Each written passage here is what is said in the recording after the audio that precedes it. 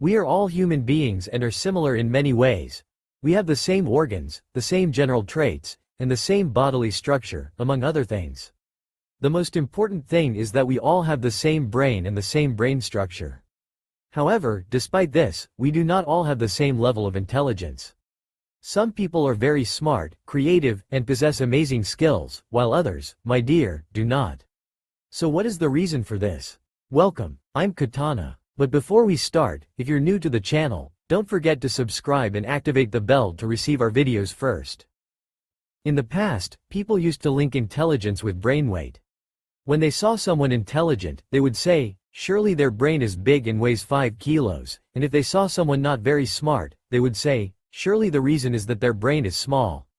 Even in our everyday language, we might describe someone by saying, that person has a small brain. The reason people believe that brain size affects intelligence is that they viewed the brain as similar to a computer. The more transistors a computer has, the faster it can perform calculations. The same idea was applied to the human brain. The larger the brain, the more nerve cells it has, which means better memory, faster calculations, and higher perception. A simplistic understanding of the matter. When medical research advanced, it was found that humans do not all have the same brain size or weight. Some people have larger brains, and others have smaller ones. So did they have a point? The answer is no. While brain weight can vary from person to person, medical research has shown that this has little impact on intelligence levels. For example, the average brain weight of adult males is about 1,370 grams, while for adult females, it is around 1,200 grams. This means that women's brains are, on average, 170 grams smaller. But does this mean that women have lower intelligence because their brains are smaller? Of course not. A major example that disproves the notion that intelligence is related to size is Albert Einstein's brain.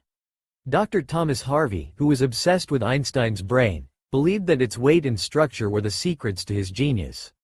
Therefore, after Einstein's death, Harvey stole his brain during the autopsy and conducted experiments on it. The surprising result was that Einstein's brain weighed about 1,230 grams, which is below the average weight of any adult male, and no one disputes his intelligence or creativity. There's also the case of the French writer Anatole France, one of the most important French novelists ever, who won the Nobel Prize in Literature in 1921. After his death, doctors examined his brain and found it weighed about 1,017 grams. Despite this, he was intelligent and creative. But does this mean the opposite is true? That people with smaller brains are the smarter ones?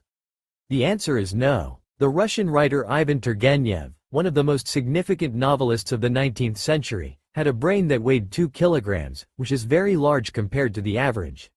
Of course, he was smart and creative. From all this, we can conclude that brain weight has nothing to do with intelligence or stupidity. In 2018, Gideon Nave, who holds a PhD in neural systems and is a professor of neuroscience and genetics, conducted a study on more than 13,000 people to explore the relationship between brain weight and intelligence. The participants in the study were very diverse in terms of gender, age, height, and even social and economic status, so you could say that the 13,000 were a representative sample. The result of the study was that brain size does have an effect on intelligence, but only to a very small degree. People with larger brains performed slightly better on cognitive tests, by about 2%. Furthermore, in other tests, such as academic achievement tests, brain weight had no effect at all. So none of you can say, my brain is small, as an excuse. Also, there were people whose brain weights were similar to each other, yet they varied in intelligence. Therefore, there must be other factors that contribute to differences in intelligence among humans. Some theories suggest that intelligence is related to the connectivity of different brain regions. The better connected the areas of the brain and the neurons are, the smarter the person is. Other theories propose that intelligence is linked to genetic factors, meaning that intelligence is inherited through genes. Parents pass on intelligence to their children. There are also theories that claim intelligence is influenced by environmental factors, meaning the environment in which a child grows up shapes their intelligence. Researchers support this by studying identical twins and observing that identical twins raised in different environments had different intelligence levels. In the end, we need to understand what intelligence truly means. To this day, we haven't agreed on a fixed definition of intelligence, and intelligence tests only measure two types: logical intelligence and linguistic intelligence.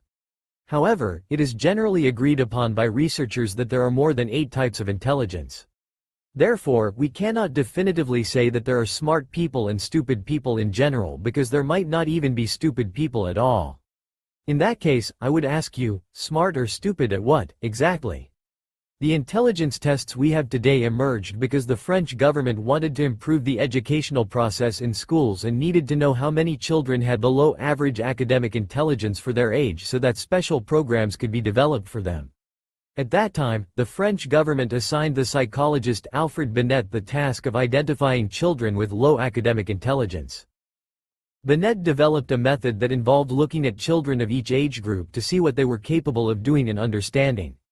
He used what he observed as a basis for comparison.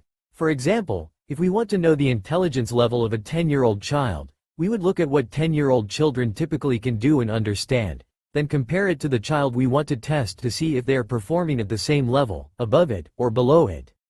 The average performance level of most children is referred to as the fixed biological age, while the performance of the child being tested is referred to as their mental age. Based on this, the intelligence quotient, IQ, which people often dislike, is calculated. This concept also aligns with the Stanford-Binet scale, developed a few years later by the American psychologist Lewis Terman. Terman conducted tests on a large group of American children, and among this group, he found about 1,500 children whose IQ exceeded 135, indicating that they were all geniuses. Terman decided to monitor their lives to see how they would turn out as adults. Surprisingly, these gifted children did not differ much from other children. None of them turned out to be prodigies or equivalent to Einstein. Only a limited number of the 1,500 children were truly distinguished. The even bigger surprise was that some of the children classified as having low intelligence according to the IQ test turned out to be very creative. For example, Richard Feynman, the Nobel Prize-winning physicist, and Luis Alvarez, also a Nobel Prize-winning physicist, were among them. Shockley, the inventor of the transistor and also a Nobel laureate, failed the IQ test twice. People like them were a major blow to the definition of intelligence in the world. If they were considered not intelligent according to the tests, then who is intelligent? This is why intelligence cannot be confined to a test. Most intelligence tests measure only academic comprehension because that was their original purpose. These tests do not assess a person's overall intelligence, since intelligence is not merely about mathematics and answering questions. There are logical intelligence, linguistic intelligence, visual intelligence, emotional intelligence, and many others. If someone is considered stupid in one area, they are certainly intelligent in another area. Therefore, there is no absolute intelligence or stupidity, and we cannot say that there are smart people and others who are stupid. If you score low on an intelligence test or IQ test, don't worry. That's it, we've finished. Who reached this point? All of you who did are the best. Please give us a like before you leave so we can see how many people made it to the end, and don't forget to leave a comment as well. Peace.